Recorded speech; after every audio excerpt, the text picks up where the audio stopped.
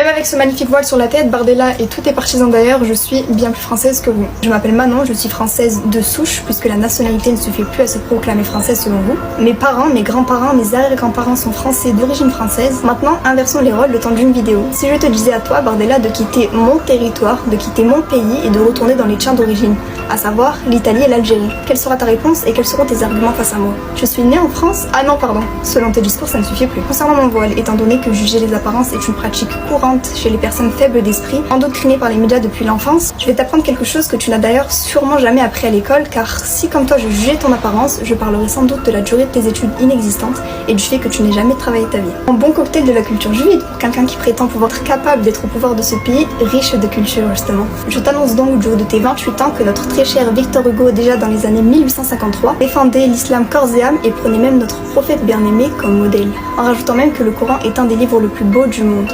Mais aussi Voltaire, Rimbaud, Socrate, Napoléon Bonaparte. Toutes ces figures emblématiques défendaient mais par-dessus tout respectaient l'islam en France. Alors non, l'islam comme toute autre religion d'ailleurs n'est peut-être pas né dans nos petites prairies, mais il est toujours bon de se rappeler que l'islam a toujours été reconnu comme une religion de paix et a quasiment toujours été respecté. La haine envers l'islam en réalité elle a commencé lorsque les médias ont existé et que des petites personnes comme vous dotées d'un complexe d'infériorité et incapables de se créer son propre opinion sans l'avis des personnes hautement placées dans la société sont apparues sur notre territoire. Notre pays dont la véritable richesse est la diversité que vous craignez.